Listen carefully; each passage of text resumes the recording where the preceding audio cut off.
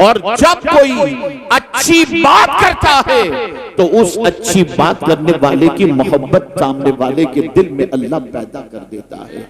इसको मैं मिसाल के जरिए समझाऊं तो आप अच्छी तरह से समझ सकेंगे।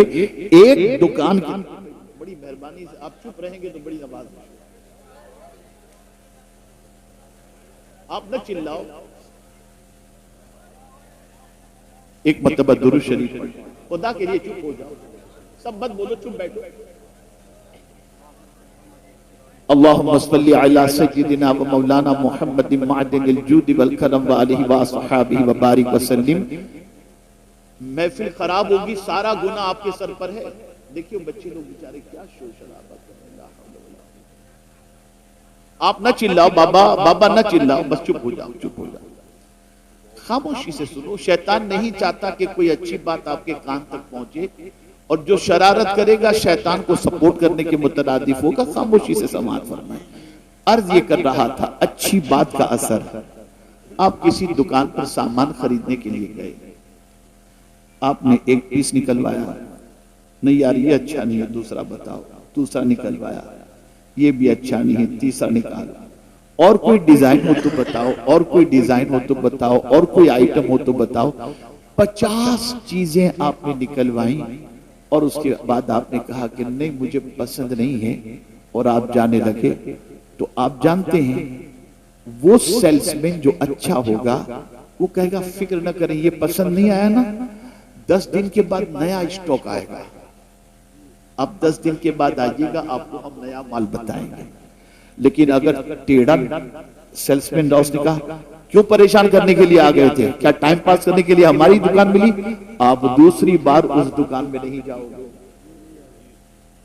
लेकिन जिसने ये कहा कि 10 दिन के बाद दूसरा नया स्टॉक आएगा, कोई बात नहीं, ये आपको पसंद नहीं आया तो आप कहेंगे जरा तुम्हारा कार्ड दे दो, हम तुमको फोन करके पूछ लेंगे, नया स्टॉक आए तो बता देना।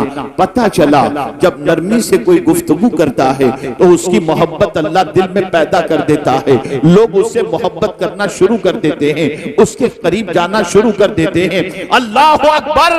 डॉक्टरों को यही सिखाया जाता है, डॉक्टर को बात करने का लहजा सिखाया जाता है, बात करने का अंदाज सिखाया जाता है। इसीलिए मरीज जब किसी तबीब के पास जाता है और 1000 बड़ी बीमारी में गिरफ्तार हो, लेकिन तबीब कहते आप फिक्र न करो, सब ठीक हो जाएगा, उसकी मुस्कुराहट से मोहब्बत भरे जुमलों की बुनियाद पर बीमार की आधी बीमारी की छुट्टी हो जाया करती है। पता चला अच्छे कलाम की तासीर हुआ करती है। आप लोगों से मिलें और मिलते वक्त क्या करता है, इस तरीके से बात करेंगे, कोई आपसे दोबारा मिलने की ख्वाहिश नहीं रखेगा। लेकिन आप मिलेंगे, कब आए, कैसे हैं, घर वाले कैसे हैं, तो मुलाकात की तमन्ना पैदा होगी।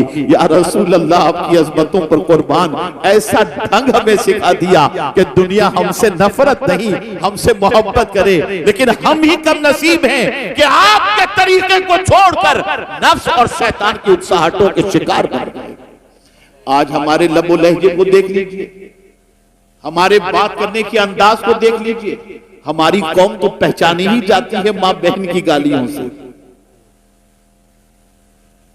बात करने की तमीज नहीं, बात करने का लहजा नहीं, बात करने का अंदाज नहीं, बात करने का सलीका नहीं, कोई चीज भी नहीं। और हम अपने आप को मुसलमान कहते हैं। ए अल्लाह के रसूल सल्लल्लाहु ताला अलैहि वसल्लम के प्यारे दीवानों, अगर हम कुरान का मुताला करें तो कुरान हमें बताता है किससे कैसे बात करनी चाहिए, कुरान उसका तरीका हमें बताता है। आइए सबसे पहले जनरल इंसानों से बात करने के हवाले से कुरान क्या कहता है, तो कुरान कहता है वक़ूलू लिन्नास हुस्ना, लोगों से अच्छी बात कहो। अल्लाह अकबर।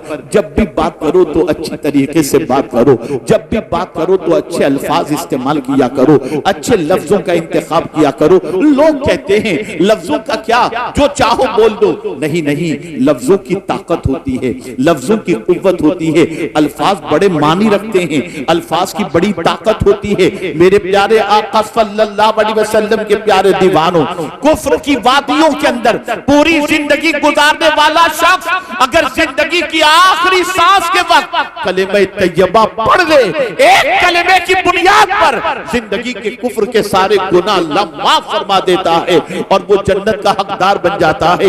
एक कलेमे की बुनियाद पर जो उसने ज़बान से अदा किया उसका कुफ्र भी मिटा और उसके गुनाह भी मिट गए और 60 साल शादी की जिंदगी के गुजर चुके हैं और बड़ी अच्छी जिंदगी गुजर रही है। लेकिन अगर गुस्से में आने के बाद शौहर ने सिर्फ 3 लफ्ज अपनी बीवी को कह दिए, तलाक तलाक तलाक, तो जिंदगी के लिए वो हराम हो जाया करती है। पता चला लफ्जों को मामूली न समझो, ज़बान से निकलने वाले अल्फाज को हल्का न समझो, अल्फाज की बड़ी कीमत होती है। अगर ये कीमत न होगी तो कभी बुखारी शरीफ की आखिरी हदीस के अंदर ये कहना आता कि कलिमतान खफीफतान अल्लाह कलिमतान हबीबतान इलर रहमान खफीफतान अलल लिसान सकीलतान अलल मीज़ान। आप जरा सोचो तो सही, सुबहानल्लाहि व बिहम्दिही सुबहानल्लाहिल अज़ीम अगर कोई पढ़ ले तो ये कलिमात ऐसे हैं जो रहमान को महबूब हैं, मीज़ान पर वज़नी हैं, ज़बान पर हल्के हैं। पता चला कलिमात की ताकत होती है, अल्फाज की ताकत होती है। कुरान कहता है मा यल्फिज़ु मिन कौलिन इल्ला लदैहि रक़ीबुन अतीद, हर लफ्ज हमारा नोट किया जाता है, हर लफ्ज हमारा लिखा जाता है, हर लफ्ज हमारा महफूज किया जाता है। मेरे प्यारे आका सल्लल्लाहु अलैहि वसल्लम के प्यारे दीवानों, आप जरा देखें, जनरल इंसानों से बात करनी हो तो कुरान कहता है वक़ूलु लिन्नासि हुस्ना, लोगों से अच्छी बात कहो। और खुद हुजूर से फरमाया वक़ुल लिइबादी यक़ूलु लती हिया अहसन, मेरे महबूब मेरे बंदों से कह दो जब भी बोले तो अच्छी बात बोले।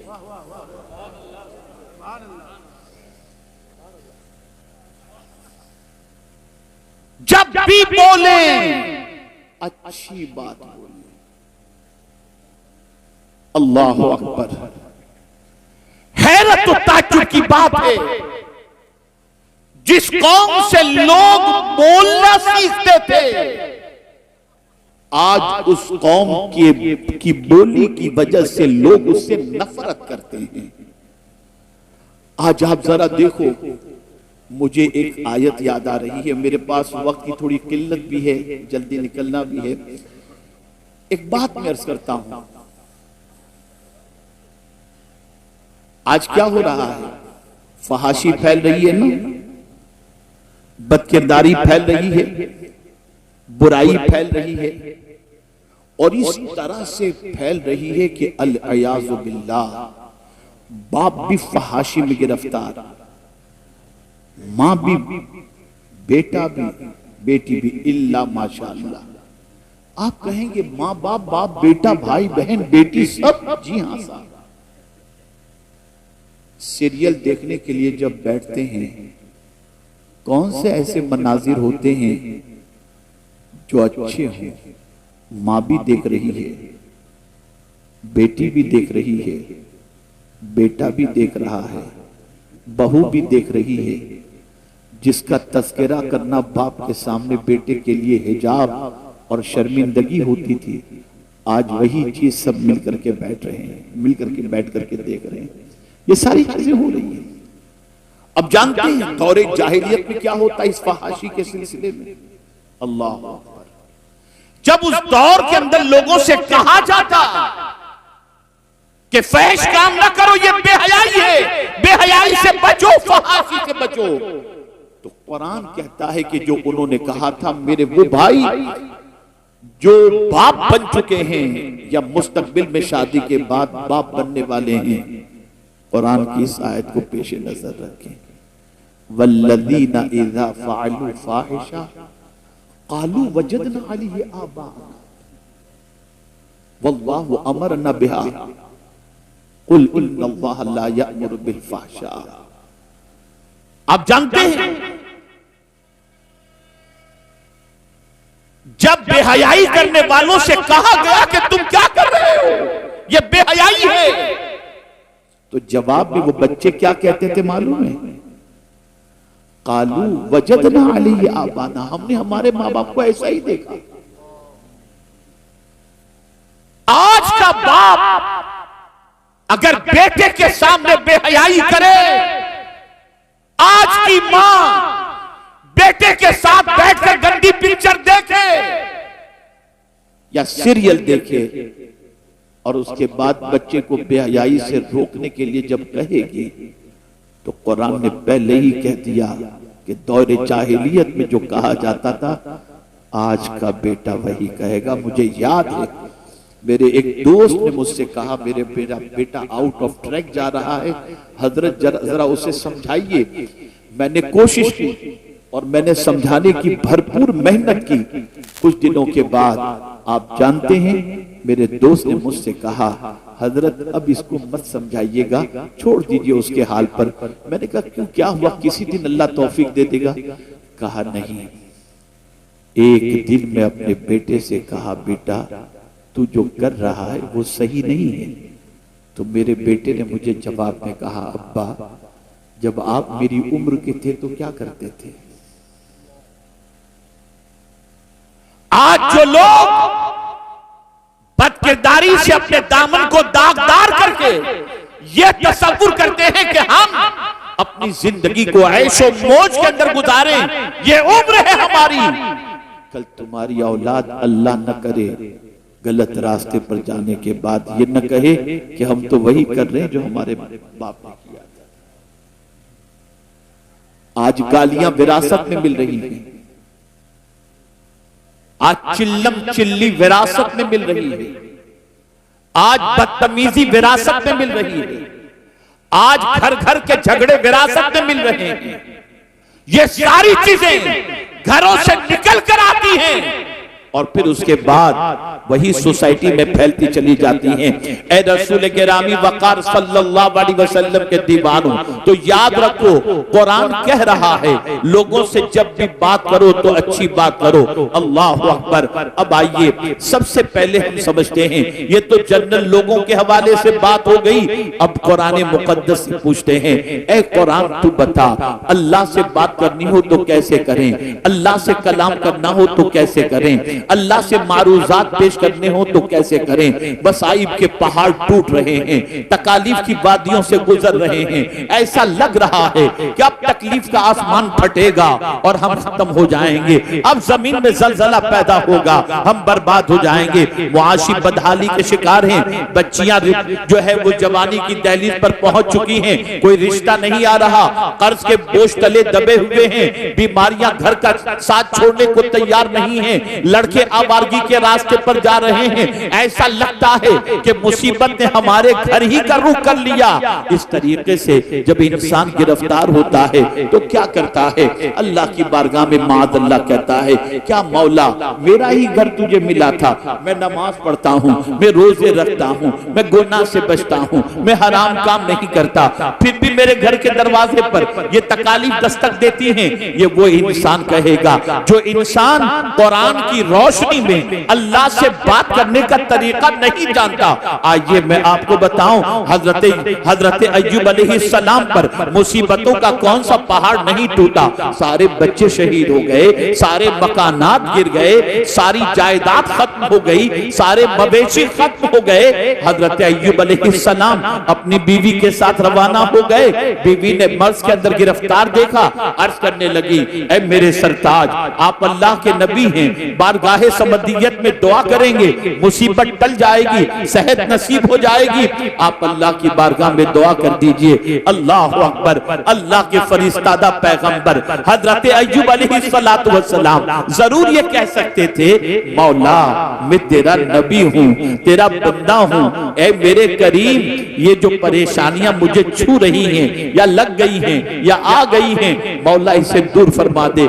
नहीं नहीं, अंदाज सिखाते हैं कि अल्लाह के बंदो, तुम्हें तकलीफ जब आ जाए, जब मुसीबतें तुम्हारे दरवाजे पर दस्तक दें और जब तुम परेशानियों में घिर जाओ, तो तुम्हारी जबान से अल्लाह की बारगाह में कैसे कलेमात निकलने चाहिए। अल्लाह अकबर। हजरत अय्यूब अलैहिस्सलातु वस्सलाम ऐसी तकलीफ में कि बच्चे, माल, जायदाद सब कुछ खत्म होने के बावजूद भी जब अल्लाह की बारगाह में अर्ज करते हैं तो यूं कहते हैं, रब्बि इन्नी मस्सनी अद्दुर, व अंत अरहमुर राहिमीन। ए मेरे रब, मुझे मुसीबत ने छुआ है, टच किया है, और तू सबसे ज्यादा रहम करने वाला